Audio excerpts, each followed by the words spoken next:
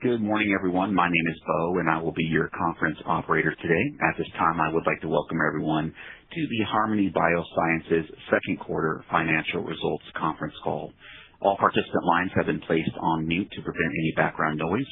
After the speaker's prepared remarks, there will be a question and answer session.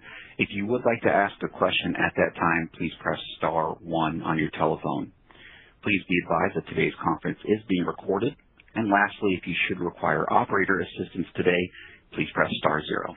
I would now like to turn the call over to Mr. Brennan Doyle, Head of Investor Relations. Please go ahead, sir. Good morning, everyone, and thank you for joining us today as we review Harmony Biosciences second quarter 2026 financial results and provide a business update. Before we start, I encourage everyone to go to the investor section of our website to find the materials that accompany today's discussion, including a reconciliation of our GAAP to non-GAAP financial measures.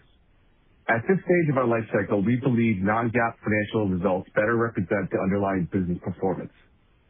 Our speakers on today's call are Dr. Jeffrey Dayno, President and CEO, Adam Zaeske, Chief Commercial Officer, Dr. Kumar Budur, Chief Medical and Scientific Officer, Peter Anastasiou, Chief Operating Officer, and Steve Molokela, Interim Principal Financial Officer. As a reminder, we will be making forward-looking statements today, which are based on our current expectations and beliefs. These statements are subject to certain risks and uncertainties. Our actual results may differ materially, and we undertake no obligation to update these statements, even if circumstances change. We encourage you to consult the risk factors referenced in our SEC filings for additional details. I would now like to turn the call over to our CEO, Dr. Jeffrey Dayno. Jeff. Thank you, Brandon. Good morning, everyone, and thank you for joining us today. This was a defining quarter for Harmony Biosciences on two fronts. Commercially, WAKIX delivered record quarterly net revenue of $261.3 million, up 30% year over year, and up 21% compared to last quarter, signaling a decisive rebound from the seasonal headwinds we discussed on our first quarter earnings call. And importantly, on the R&D front related to our robust pipeline, today we shared encouraging data from a phase 1 single ascending dose, or SAD study, for BP205 that reinforces its potential as a best-in-class orexin-2 receptor agonist. Revenue is on track to exceed $1 billion this year, and our opportunity with our orexin-2 agonist BP205 is coming into focus with multiple data catalysts over the next 6 months. The two key messages that I want you to take away from today's call are, first, continued strong growth for WAKIX, on track for over $1 billion in net revenue for the year. And second, encouraging phase 1 PK data for our potential best-in-class orexin-2 agonist BP205, with multiple data catalysts coming in the next 6 months. The foundation upon which we continue to grow the business and advance our pipeline remains strong. We are a profitable, self-funding biotech company operating from a position of strength, a proven commercial engine now in its 7th year on the market, a robust pipeline centered around BP205, our potential best-in-class orexin-2 agonist, a balance sheet with the capacity and a management team with the expertise and conviction to execute on meaningful business development opportunities, and a multi-layered IP strategy to protect the pitolisant franchise out to 2030. We continue to run the business aligned around our 4 priorities focused on value creation: growing the WAKIX franchise in an evolving market, advancing our robust pipeline, transacting on strategic business development opportunities, and protecting our IP estate around the pitolisant franchise. Let me walk you through the highlights for each of these 4 priorities. First, the commercial performance this quarter was outstanding as we continue to grow the WAKIX franchise in an evolving market. Our record quarterly revenue of $261.3 million keeps us firmly on track to achieve more than $1 billion in net revenue in 2026. which is why we are confident in reiterating our full-year guidance of $1 to $1.04 billion. WAKIX has a compounded annual growth rate of about 40% over the last 5 years, and there continues to be a large market opportunity for WAKIX, with about 80,000 patients diagnosed or 90 to 100,000 individuals not yet diagnosed. Turning to our pipeline and the focal point for this call, BP205, our potential best-in-class orexin-2 agonist. Today, we shared encouraging data from a phase 1 single ascending dose PK study for BP205. Kumar will take you through the SAD data results later in the call. 205 is designed to deliver a differentiated profile as the most potent of the orexin-2 agonists currently in the clinic, with excellent selectivity, and now with clinical PK data demonstrating a predictable PK profile with the potential for once-daily dosing, along with a favorable safety tolerability profile. These data strengthen our conviction that BP205 could be a best-in-class orexin-2 agonist and reinforce our commitment to invest in the BP205 development program. We will be initiating phase 2 trials the middle of next year to evaluate multiple CNS indications, as we believe BP205 could have broad clinical utility. Next up for BP205 is top-line data from the multiple ascending dose study in Q4, and initiation of a phase 1b study in sleep-deprived healthy volunteers in the third quarter, with top-line data readout expected early next year. Kumar will provide more color on BP205 during his R&D update. One additional comment on BP205 and our exciting orexin opportunity. We have been leaders in the sleep-wake space for almost a decade now, and are leveraging our expertise to accelerate our BP205 development program toward multiple CNS indications and become a leader in the orexin space. In addition to organic growth, we have significant firepower to put toward business development for inorganic growth. With approximately $963 million on the balance sheet, we have the capacity and the conviction to execute on meaningful transactions to drive long-term value. Peter will share more color around our BD strategy later in the call. Additionally, he will provide an update on our multi-layered IP strategy and our efforts to protect the WAKIX franchise. We have settled with 6 of the 7 ANDA filers and are confident in the strength of our IP estate, which supports WAKIX exclusivity to March of 2030, inclusive of 6 months of pediatric exclusivity, for which we are on track to obtain. In summary, this has been a defining quarter for Harmony Biosciences. We posted record revenue for WAKIX in its 7th year on the market and shared encouraging data for BP205, which supports its profile as a potential best-in-class orexin-2 agonist.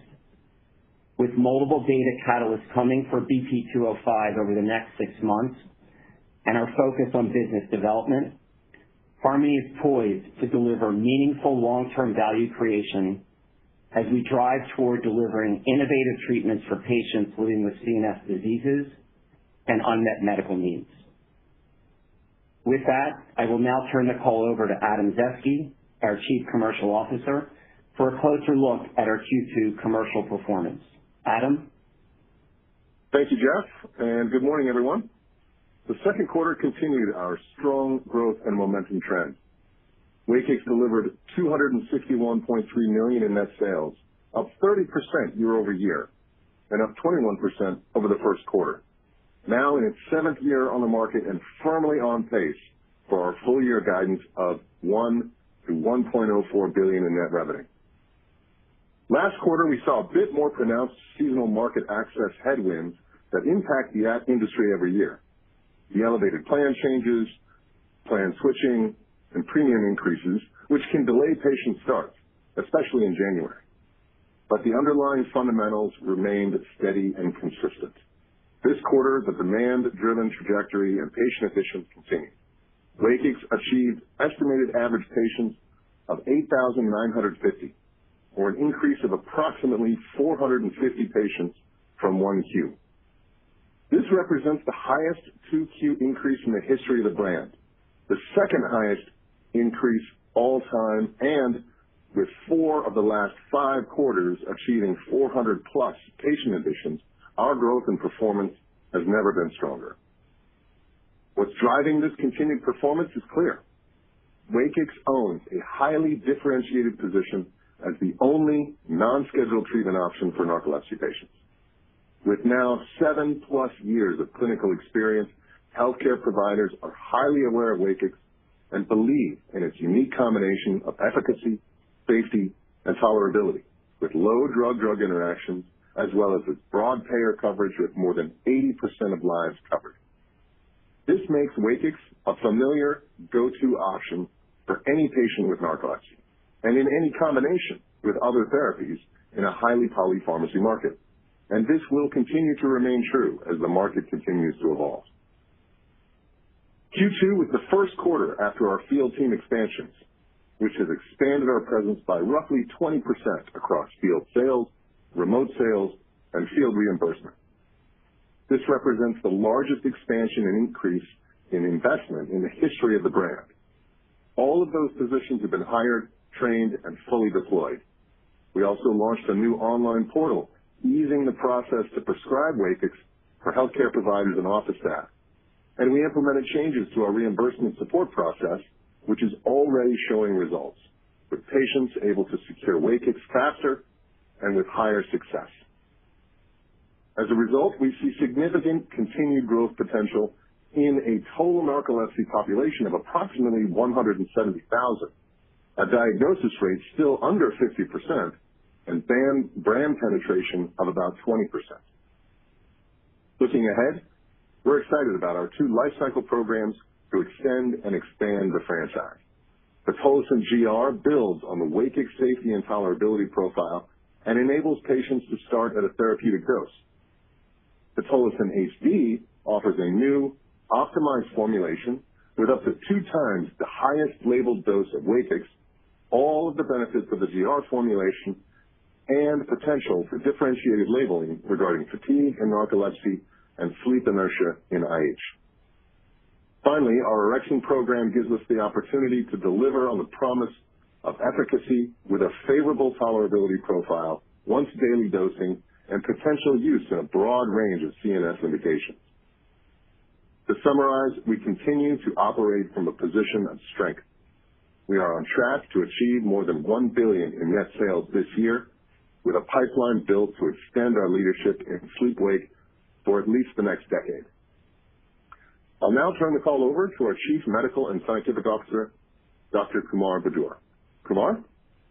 Thank you, Adam. Good morning, everyone, and thank you for joining us today. We continue to make good progress across all our pipeline programs, including 5 phase 3 registration studies in 5 distinct rare neurological disorders. The headline for R&D this quarter is BP205, a potential best-in-class orexin 2 receptor agonist. So let me start there. BP205 is built on novel chemical scaffold that confers unique potency, selectivity, and potentially avoids some of the molecular structure-related effects such as hepatic and cardiac toxicity. It is the most potent orexin 2 receptor agonist in clinical development, with excellent selectivity for orexin 2 over orexin 1 receptors and over 150 other receptors of interest. The high potency gives us the flexibility to use low doses and to pursue a broad range of CNS indications, including those with no obvious orexin deficiency. Today, we reported data from the single ascending dose portion of our phase 1 study in healthy volunteers. In this randomized double-blind placebo-controlled study across 9 cohorts in men and women, each participant received a single dose of BP205 or placebo, with doses ranging from 0.2 milligrams up to 6 milligrams. In total, 72 healthy volunteers participated in this study. The SAD study in healthy volunteers was designed to characterize pharmacokinetics and safety tolerability profile. Within that scope, the data was very encouraging. Walking through the specific findings, BP205 showed rapid absorption with a short Tmax in the range of 30 to 75 minutes, pointing to the potential for rapid onset of efficacy. We observed a mean half-life of approximately 25 hours across dose groups, which supports once-daily dosing and the potential for durable efficacy throughout the day and into the early evening. Exposure was dose proportional across Cmax and AUC across all doses, indicating predictable systemic exposure across the range tested. We saw no age or gender differences in PK parameters, which supports no dose adjustment for elderly or female patients. Finally, and most importantly, BP205 was generally safe and well tolerated, with no serious or severe treatment-emergent adverse events reported, including no cardiovascular, hepatic, or visual abnormalities. The most common adverse events were headache, fatigue, and diarrhea in approximately 10%, 4%, and 3% of the participants, respectively. To our knowledge, we are the first company to share this level of granularity on orexin-2 receptor single ascending dose data, and we are doing so because we have strong conviction in BP205 having the potential for a best-in-class profile. What comes next? Multiple ascending dose study data analysis is ongoing, and we plan to disclose those data in Q4. The US IND for BP205 is now open, and we'll be initiating a phase 1b study in sleep-deprived healthy volunteers in Q3, with the top-line data expected from this study in early 2027. That study is the one to watch because it will provide the first signals of efficacy for BP205 and provide a basis for comparison against other orexin agonists. Given the potential for broad utility of this profile, we will be initiating phase 2 trials in multiple CNS indications in mid-2027. Turning to our other programs, and starting with next-gen pitolisant programs. We submitted the pitolisant GR NDA in the second quarter. The file is accepted for full review with a target PDUFA date of April 1st, 2027. Approximately 80 to 90% of patients with narcolepsy experience GI symptoms as part of the disease, and pitolisant GR is designed to reduce the potential for GI AEs while also allowing patients to initiate treatment at a therapeutic dose of 17.8 milligrams without titration, an important clinical differentiation. Pitolisant HD, an optimized formulation of pitolisant with GR coating and high dose, continues to advance in 2 phase 3 registrational trials, OnStride 1 in narcolepsy and OnStride 2 in idiopathic hypersomnia, with top-line data expected in 2027 and anticipate PDUFA in 2028.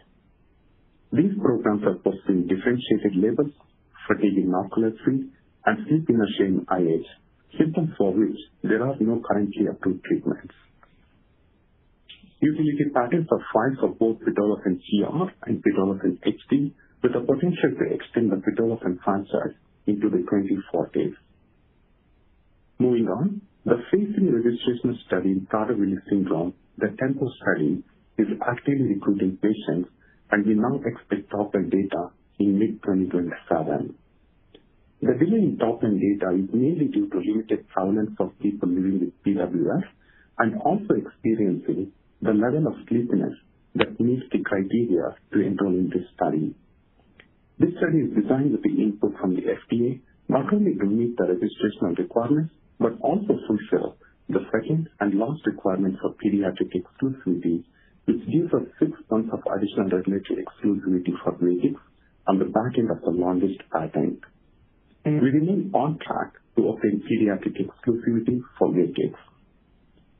We are also advancing the amorphous form of pitolisant licensed from Novitium, supported by an issued patent through 2042.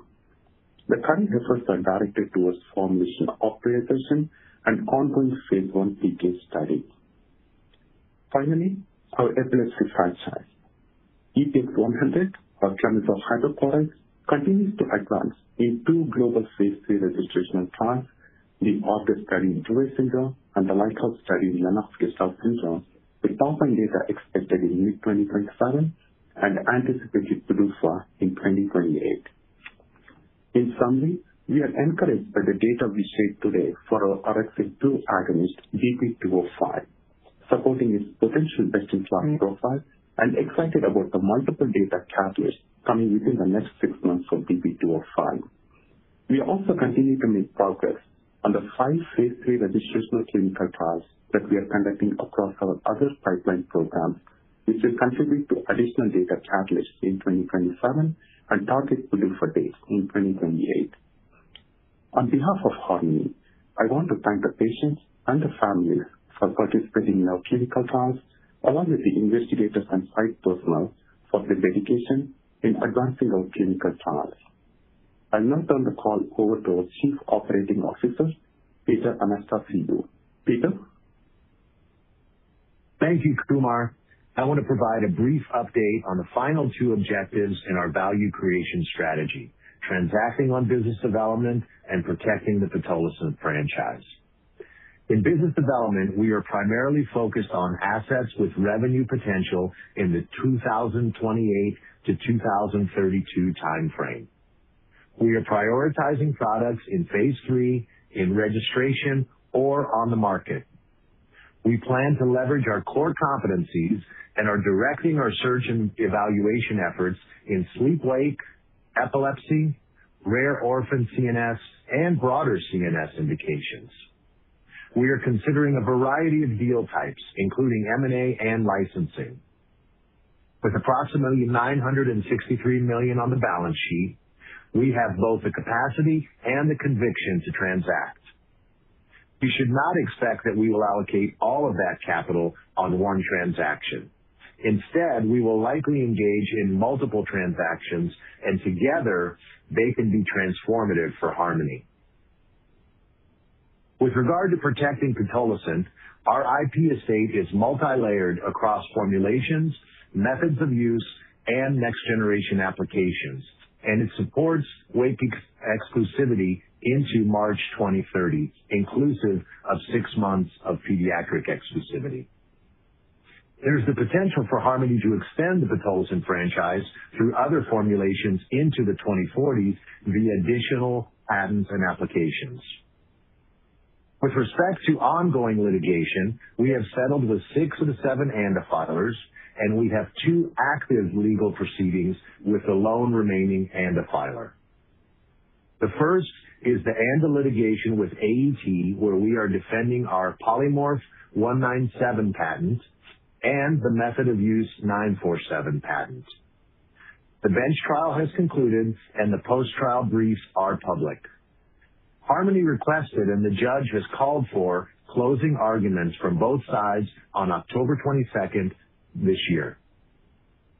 In April, Harmony and Ovidium filed a new patent infringement lawsuit against AET Pharma US and its marketing partner, Sandoz, alleging infringement of the 920 patent covering an amorphous form of pitolisant hydrochloride. We are confident that we will prevail in both of these legal proceedings, enabling us to maintain exclusivity for WAKIX into March 2030. I will now turn the call over to our interim principal financial officer, Steve Molokela. Steve? Thank you, Peter, and good morning, everyone. This morning, we issued our second quarter 2026 earnings release and filed our 10-Q, where you will find details of our financial and operating results. We delivered strong financial results that reflect continued demand for WAKIX and our disciplined approach to managing expenses across the business. For the second quarter of 2026, we reported net revenue of $261.3 million, compared to $200.5 million in the prior year quarter, representing 30% growth. Performance in the quarter reflects the continued robust demand for WAKIX. Cost of products sold was 24.2% of net revenue, compared to 19% 1 year ago. This year-over-year increase was primarily driven by new royalties related to the Novitium license agreement, which we signed in Q1 of this year. We reported total operating expenses of $108.8 million for the second quarter, compared to $114.2 million in the prior year quarter. The decline in expenses was primarily driven by the $15 million upfront fee we paid to Circ in Q2 of 2025, with no corresponding amount in the current year period. This was partially offset by continued investments in R&D and the ongoing commercialization of WAKIX. Net income for the second quarter was $75.4 million, or $1.28 per diluted share, compared to $39.8 million, or 68 cents per diluted share for the prior year period. Finally, we ended the second quarter with $962.5 million of cash equivalents, and investments, and $155 million in debt. We expect cash flow generation to continue to be strong in the coming quarters. That said, our intent is to deploy our cash towards strategic business development opportunities and to continue to invest in the growth of our pipeline and diversification of our commercial portfolio. And with that, I will turn the call back over to Jeff for his closing remarks. Jeff? Thanks, Steve. In closing, this was a defining quarter for Harmony Biosciences, centered around two key accomplishments. We delivered record quarterly net revenue for WAKIX and are on track to achieve greater than $1 billion in revenue for the year. And importantly, we took a big step forward in our orexin-2 agonist development program, sharing encouraging phase 1 PK data for BP205, which supports its potential best-in-class differentiated profile. And coming soon, MAD data in Q4 and data from a sleep-deprived healthy volunteer study for BP205 early next year. We have been leaders in the sleep-wake space for almost a decade now and are leveraging our expertise to accelerate our BP205 development program toward multiple CNS indications and become a leader in the orexin space. We continue to drive the business around our 4 priorities focused on value creation. Grow WAKIX in an evolving market. Advance our robust late-stage pipeline with our potential best-in-class orexin-2 agonist BP205 as the centerpiece of our pipeline, with multiple data catalysts coming over the next 6 months. Transact on strategic BD opportunities. And lastly, protect the pitolisant franchise based on our multi-layered patent estate and robust IP strategy that gives us confidence in defending the WAKIX franchise out to March 2030. We believe that when we execute on these 4 priorities, Harmony is well positioned to bring innovative treatments to patients living with CNS diseases while driving sustained long-term value for shareholders. Thank you for your attention. I will now turn the call back over to the operator for Q&A. Operator? Thank you, Dr. Dano. Ladies and gentlemen, at this time, if you would like to ask a question, please press star 1 on your telephone. If you would like to remove yourself from the queue, you may do so by pressing star 2. We do remind you to please pick up your handset and please limit yourself to 1 question and 1 follow-up. We'll go first this morning to Pete Stavropoulos at Cantor Fitzgerald. Good morning, and congratulations on the progress, and thank you for taking our questions. My question is around the clinical program on BP205. Congrats on the STAD data. Good first step. And I'm curious on how the short Tmax, relatively long half-life, and high potency could translate into a differentiated clinical profile from both efficacy and safety standpoints, especially compared to other orexin-2 receptor agonists that are either BID or split dose. And how do you think they impact their use in the broader CNS indications? Yeah, good morning, Pete. Thank you for your question. Yeah, with regards to BP205, we are excited about the emerging clinical profile, with the phase 1 SAD data. I'll turn to Kumar to, provide perspective on short half-life and the rest of the profile and the potential clinical relevance. Hey, good morning, Pete. Thank you for the question. So you asked 3 questions, Tmax, half-life, and potency. Let's start with Tmax. The time to maximum concentration was very short, 30 to 75 minutes. And this is a very desirable feature because it results in rapid onset of efficacy. And that's especially important when you look at central disorders of hypersomnolence where patients are sleepy. And within central disorders of hypersomnolence, if you look at indications such as idiopathic hypersomnia, for example, who have sleep inertia, again, short Tmax is very helpful. And also beyond central disorders of hypersomnolence, if you look at indications such as ADHD, again, a short Tmax will be very helpful.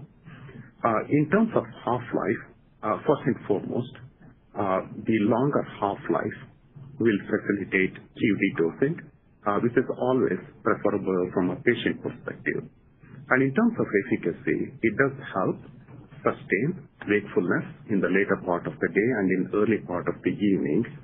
And if you look beyond NT1, for example, in AT2, idiopathic hypersomnia, other central disorders, where there is no obvious deficiency of orexin, what we are trying to accomplish there is look at the highest cascade mechanism of orexin receptor agonists and depend on the downstream impact on histamine, norepinephrine, dopamine, and serotonin. So having a longer half-life, dosing to steady state will be helpful in both hypersomnolence disorders and non-hypersomnolence disorders, the broader central nervous system disorders. Finally, the potency. We have always talked about the importance of potency. In fact, we have been talking about the importance of potency since we first disclosed our in vitro data in October 2024. And we are very impressed with the potency of BP205. This continues to be the most potent orexin 2 receptor agonist in clinical development. It gives us the flexibility to use low doses across all 3 central disorders of hypersomnolence and by extension, other broad CNS indications as well. All right. Thank you for that. Just a quick follow-up. How do you, were you able to confirm target engagement? Do you know if 305 is actually activating the orexin 2 receptor in CNS? Yeah, Pete, great question. Yeah, in our single ascending dose study, probably are referring specifically to insomnia and polyuria. We did not see those AEs, but it's single ascending dose study, so there is some limitation in extrapolation of the safety and tolerability profile. We are not disclosing our multiple ascending dose data today because the data analysis are still ongoing. But in our multiple ascending dose study, we dosed for 15 days in healthy volunteers. What I can say is we did see some target engagement mechanistic AEs such as insomnia and polyuria, but this was transient and none of them were either serious or sustained. And we'll disclose full MAD data sets in Q4. Yeah, thanks, Kumar. Pete, I just want to add a few additional comments with regards to the half-life, just frame of reference. I think, as you may be aware, neuropsych drugs that, in the market that are dosed once daily typically have half-lives in the range of about 15 to 25 hours. So just an important sort of context, with regards to the half-life we're reporting today, 25 hours. One interesting, analog is actually WAKIX. WAKIX half-life of about 20 hours, dosed once daily in the morning, convenient dosing for patients. So frame of reference with regards to the half-life of 24 hours, and importantly, as Kumar said, maintaining the physiologic tone of the orexin system when dosed to steady state, another important component of the PK profile. Thanks, Pete. Thank you. We go next now to David Wong at Deutsche Bank. Hi there. Congrats on the quarter and the data update today, and thanks for taking my questions. So first question, I was wondering if you could just comment a little bit on the selectivity of your orexin BP205 for the orexin 2 receptor versus orexin 1. I think you have some preclinical data in the presentation, and how that might compare against other orexin molecules out there, and maybe just if you could just elaborate on the importance of potency versus selectivity. So that's my first question. Thanks, David. Good morning. Let me just a brief comment. I think that comes down to a threshold effect. So a threshold effect with regards to selectivity, after which there's really no incremental benefit. And then Kumar can provide sort of the data behind that. Yeah. Good morning, David. In terms of the selectivity, you're probably referring to the in vitro data that is in the slide deck. We have over 600-fold selectivity for orexin 2 receptors or orexin 1 receptors. Potency and selectivity, they go hand in hand. If you look at the option at orexin 2 receptor, EC50 is 0.015 nanomolar, and for orexin 1 receptors, it's 9.01 nanomolar. So that's over 600-fold selectivity. That's a lot of selectivity. We also looked at selectivity over 100 other receptors of interest, and we saw greater than 1,000-fold selectivity over there. Now, what it implies from a clinical perspective, based on the preclinical data, we have a predicted maximum therapeutic dose. If you look at that dose, we will have 140-fold margin over the maximum predicted efficacy dose in humans. And typically in central nervous system disorders, you work with a selectivity of around 20, 30 folds.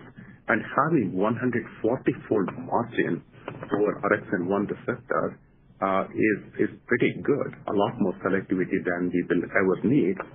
And if there is ever a concern about AEs related to orexin 1 receptor agonism, look, we just disclosed the single ascending dose study. Granted that it's single ascending dose study, we actually did not see anything to say that the drug is interacting with orexin 1 receptors. And the same was true with the preliminary MAD safety tolerability data as well. Great. Thank you for that. And then my follow-up question pertains to pitolisant HD. I understand the top-line data would be next year. Could you just help maybe set some expectations for us? What would you what will you present in the top-line data for pitolisant HD, and what's your level of confidence in getting a differentiated label? Right. David, in terms of the top-line data for pitolisant HD, we are on track for top-line data for both narcolepsy and idiopathic hypersomnia in 2027 and PDUFA dates in 2028. Let me start with narcolepsy. Pitolisant HD is an optimized formulation of pitolisant. So milligram to milligram is just not the same as, for example, WAKIX formulation. Also has GR coating and it's higher dose. And we have data to show some linear correlation between exposure and efficacy. So to start with, when it comes to excessive daytime sleepiness, we anticipate to see a larger effect size. And then we will also be pursuing a differentiated label for narcolepsy by targeting symptoms of fatigue. So that's narcolepsy. When it comes to idiopathic hypersomnia, we had disclosed a lot of data from our INTUNE study. So we will not just be targeting excessive daytime sleepiness in idiopathic hypersomnia. We'll have a high level of confidence, but we'll also be targeting sleep inertia, a very important symptom in patients with idiopathic hypersomnia, for which there are no approved treatments. And again, at last year's sleep meeting, we showed the effectiveness of pitolisant in treating sleep inertia as measured by sleep inertia questionnaires. Thanks, Kumar. We go next now to Greg Suvanovich at Mizuho.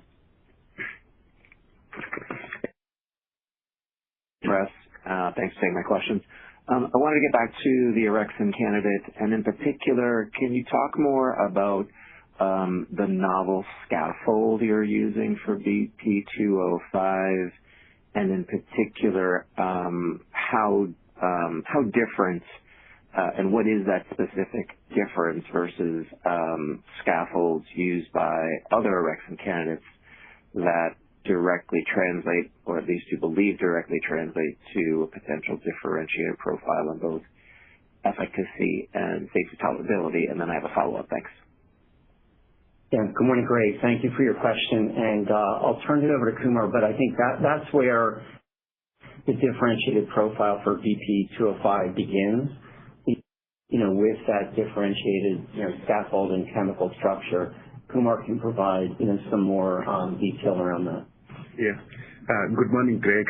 I'm not a medicinal chemist, but I'll try to explain to the best of my ability. When the orexin 2 receptor agonists were being developed, you may remember that there were some AEs that were caused because of reactive metabolites, for example, liver function test abnormalities. So Azins, from who Bioprotein licensed and we sub-licensed, this drug was designed to stay away some of the molecular structure-related AEs, especially when it comes to hepatotoxicity and cardiac toxicity. So what it did was, instead of going with the typical pyrrolidine sulfonamide bicyclic moieties, which is a typical structure, they stayed away from it. And what it really provides is, instead of this three-dimensional crystal structure, the structure is much more flat, and that is supposed to give us more potency and also help us with some of the structure-related AEs. And we saw that in our preclinical profile, where we showed very high potency. In fact, BP205 was effective at a dose of 0.03 mg per kg in the narcolepsy transgenic mice model, the lowest dose that was ever used to test. And we saw the same profile in our single ascending dose study in terms of short Tmax, in terms of longer half-life, and the safety and tolerability profile, to the extent we can extrapolate based on the single ascending dose, is very favorable. So overall, very encouraging data, both from a non-clinical perspective and from a limited data that we have on the clinical side. Okay, thank you very much. And then, I think there are many of us who are excited about the potential for BP205 to be differentiated, but I think a question that I get often from investors is really relates to kind of developmental timelines and how far you might be behind, say, Takeda or some of the other players. So can you comment on, maybe broadly speaking, how we should think about the clinical development program and kind of what's next in terms of timelines? Yeah, so Greg, I think, at a high level, as you can hear today, we are, have the conviction to move quickly and accelerate, the development timeline. So while we may not be first to market with regards to, NT1 or with regards to NT2 or IH or, the other hypersomnias, but importantly, looking at broader CNS, indications. As we said, we'll be initiating multiple phase 2 trials mid-next year. And, we believe with our experience, our know-how in the space, we'll be able to accelerate, those development programs and potentially be first or second to market in some of the broader indications. So we have that commitment. We have that, experience to move the program forward across multiple CNS targets, and we're building that momentum, and as we shared, multiple data catalysts, coming over the next 6 months. And I would just add, Greg, that as we've seen in many therapeutic categories, the first or second asset isn't necessarily the best asset. And so we believe we've shown today some initial clinical data that supports that this is a differentiated profile that can be well set up to be best in class, not just in hypersomnolence indications, but importantly in broader CNS indications where features like the potential for rapid onset of action, potential for once daily dosing are going to be very important. And so first isn't necessarily best, and we believe that we are developing what's emerging to be the best profile. Yeah, thank you. Thanks. Good point. Thanks, Greg. Thank you. We go next now to David Amsellem at Piper Sandler. Thanks. Couple from me. So wanted to drill down more on Greg's question on different indications. So we already have a glimpse of potential other indications. There's Alkermes with an ADHD program and also fatigue and MS and Parkinson's program. Obviously, there are other potential indications across mood and cognition, for example. So given the business model, which is focused historically on rare, how are you thinking about these broader indications, particularly in these larger markets that are much more promotion intensive, and your willingness to dive into, say, mood or cognition, where you're going to need considerably more commercial infrastructure? So that's number one. And then number two is, sorry if I missed this, but wanted to get a better flavor for your IP estate on 205 when the composition IP expires, and talk to additional patents you have issued or pending. Thanks. Thanks, David, for your question. So let me start, and I'll turn it over to Peter with some thoughts. So in terms of the opportunity with BP205, and we're also working with our partner Bioprojet on additional, orexin-2 compounds. So there's a backup, and then additional compounds, based on the novel chemical scaffold that we talked about. So I think that now we are looking at optionality. So we're looking at optionality as we advance the program with regards to obviously the hypersomnias, and some of those programs are further ahead.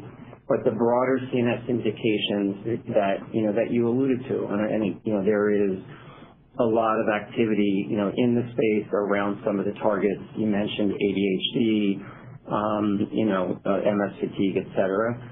So we actually have worked with our partner Bioprojet on some preclinical models and emerging evidence in what potentially could be the best of those targets, with regards to preclinical proof of concept. So we are looking broadly, with optionality and accelerating the development program opportunity, realizing that, in indications in the orphan rare space, there's one opportunity there, and then other orexin-2 compounds to go broader with a different commercial model. And I'll turn it over to Peter, any additional thoughts. The only thing I would add is on your question about appetite. The appetite is strong, and I think it is based on the foundation that we just talked about, that this asset has the potential to be effective in both sleep-wake indications and the broader indications. And in particular, that's where the potency, I think, really helps us, because many of those broader indications are not indications where there's orexin deficiency. And so having the most potent asset, I think, sets us up well from an efficacy perspective. And in terms of your question on appetite for investment commercially, et cetera, certainly Adam can chime in, but we have that appetite as well. Many of us have significant experience in many of those categories, even though the organization doesn't have experience in those categories. Many of us within the organization do, and we, I think, have clearly established with the fact that we're on track to, achieve $1 billion in revenue, that we have the commercial wherewithal. So to be able to scale up from that, very strong commercial footprint we already have to take advantage of opportunities in these broader markets is something we're prepared to do and quite confident we can do. Oh, and then you asked about IP. The IP goes to 2043 with the potential for additional patent term extensions on top of that. And the composition patent expiry, is that 2043, isn't it earlier? No, that's 2043. Okay. All right. With, again, the potential for patent term extension add-ons. Thank you. We go next now to Amy Fadia at Needham & Company. Hi, good morning. Thanks for taking my question. Maybe I'll follow up to the last couple of questions. As you think about sort of navigating the competitive landscape with this first orexin asset, 205, and some of the backup compounds that you talked about, how would you think about prioritizing either rare indications versus the larger markets with your first sort of initial program? Because I would assume that you want to extend each of the different markets and appropriately develop each asset catered to a different market. So maybe if you could sort of talk about maybe your current thoughts around how you're prioritizing around those. And then maybe if I could squeeze in a question on WAKIX, with the strong patient adds that we saw this quarter, if you could comment on how you anticipate the cadence of patient adds in the remainder of the year. Thanks. Good morning, Ami. Thanks for your questions. With regards to the first one and prioritizing, I think it's a combination of, multiple factors. I think as Peter alluded to, we have the ability and the conviction to pursue multiple CNS indications, both the hypersomnias and these broader CNS indications. Understanding in terms of, price point of an orphan rare indications such as narcolepsy and IH. So I think it's a combination of timing, but again, we feel first to market may not be best. So there's still opportunity in the hypersomnias off of the strong foundation and the strong, base and business that we build in that space with WAKIX. But also excited about the broader CNS indications, accelerating those efforts, multiple phase 2 trials beginning mid next year, and then investing in those phase 2 studies, letting the data inform our opportunities going forward. And as Peter alluded to, with the commercial experience to broaden that footprint, broaden that effort, towards those opportunities. So I think we've got optionality, multiple opportunities in both the hypersomnias, broader CNS indications, and are moving the program forward to generate data covering both of those areas to inform our decisions on phase 3 development and eventual commercialization. And I can speak to patient adds. Hi, good morning, Ami. Good to hear from you. So we are very pleased with the performance we saw in 2Q, achieved 8,950 average patients. That's up 450 in the quarter. That is the second highest quarterly increase in the 7-year history of the brand. So very, very strong. And we've now seen 4 of the last 5 quarters actually achieving 400 plus patient adds. So the momentum is there. We're carrying that into Q3, and we'd expect that growth to continue through the end of the year, similar to what we've seen in prior years for WAKIX. Very steady growth, very steady momentum, and we expect that growth to continue. Hence, confirming full-year guidance at $1 billion plus in net sales, $1 billion to $1.04 billion for the year. Thanks for the question. We'll go next now to Patrick Trucchio with H.C. Wainwright. Hello, good morning, everyone, and congrats on the progress. This is Luis in for Patrick. I'm curious about the next steps for the 205 program. So what efficacy data will give you confidence to advance to phase 2? What are the key gating items? Is there a minimum threshold that the FDA requires? What would be a go, no-go decision for you? Louise, good morning, Louise. Thanks for the question. So I think the next steps, and then I'll hand it over to Kumar. So as we said, multiple data catalysts, coming over the next 6 months, the MAD data that will read out in the fourth quarter, importantly, initiation of the sleep-deprived healthy volunteer study this quarter, data early 27. Obviously, the mechanism of action is proven. So with regards to, we anticipate a strong outcome in the sleep-deprived healthy volunteer study.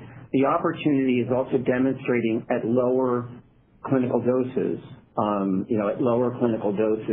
which could provide a very good risk-benefit profile, similar to Kumar alluded to in the preclinical model at the lowest doses, demonstrating sustained wakefulness.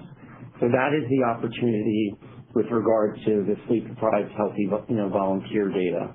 And then from there, Kumar, additional thoughts. Yeah, sure. Good morning, Louis. Thanks for this question. Just building on what Jeff mentioned, the sleep-deprived healthy volunteer study, that's when we will see the first signals for efficacy. We anticipate strong and sustained response from the sleep-deprived healthy volunteer study, and that is based on the profiles that we saw in our non-clinical studies and also the early profile, the PK profile that we are seeing in our single ascending dose study. In terms of your question regarding go, no-go, gating decisions, those kind of things, as Jeff was alluding to, in NT1, the mechanism of action is established. There is orexin deficiency, you get orexin 2 receptor agonist, and you see efficacy. But beyond that, that's where the profile of BP205 becomes extremely important in terms of potency, in terms of selectivity, in terms of half-life, and also the safety and tolerability profile, the initial safety and tolerability profile that we shared today. We believe all of these features continue to support our belief that BP205 is a best-in-class orexin 2 receptor agonist that will be helpful not just for central disorders of hypersomnolence, but beyond that, including many other broader central nervous system disorders. Thanks, Kumar. Thanks, Louise. Thanks. We'll go next now to Jason Gerberry with Bank of America. Oh, hey guys, this is Chian for Jason. Thanks for taking our question. I have a question on BP205 and a follow-up as well. I'm curious, can you talk about the shape of the PK curve?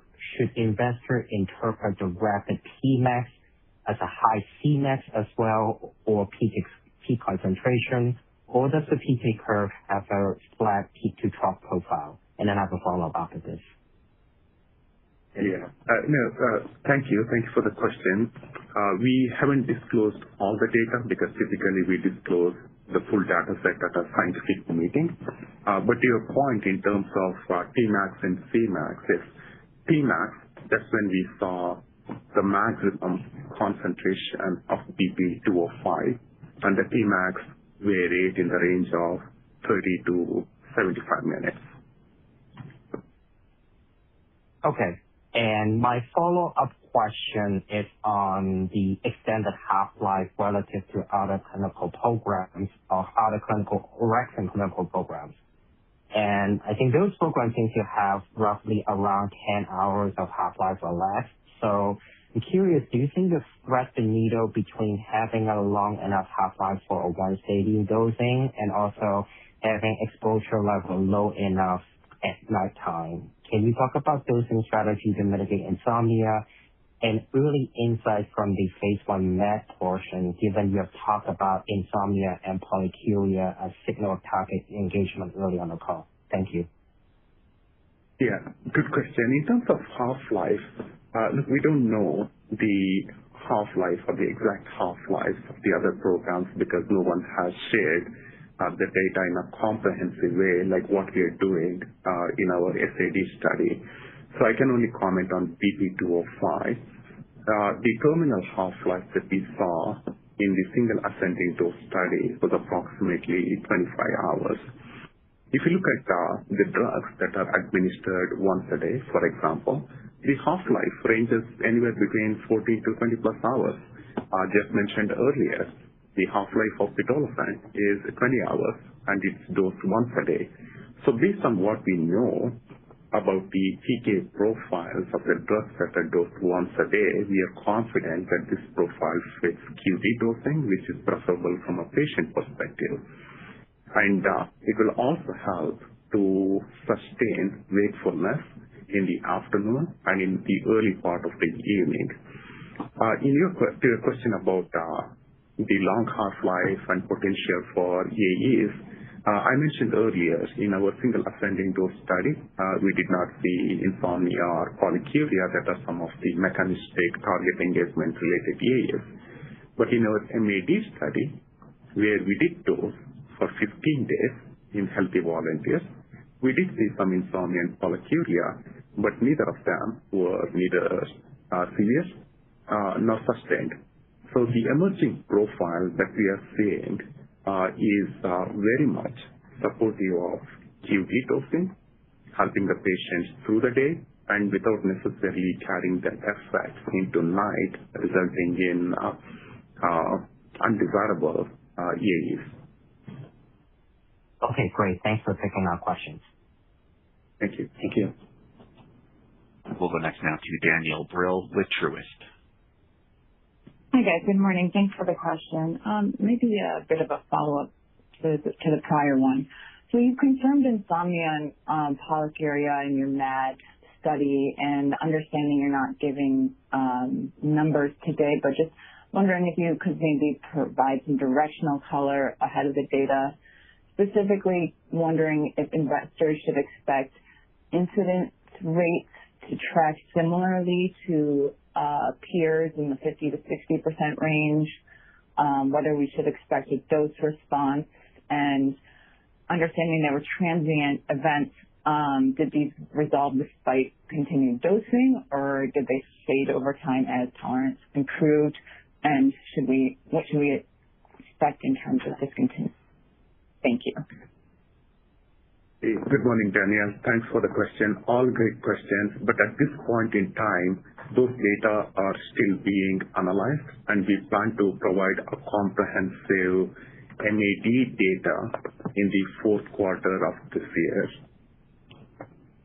Can't comment anything beyond than what I already said, which is, yeah, we did see insomnia, we did see some polyuria. These were transient, not sustained or severe. Okay. Maybe as a follow-up, could you frame, you talked a lot about how metrics that would support the best-in-class profile of BP205. Could you frame on the safety front how you would define a best-in-class profile? All right. So from a safety perspective, there are things that are class-related that we expect based on the mechanism of action. And there are things that are off-target, depending on the chemical structure of the compound, right?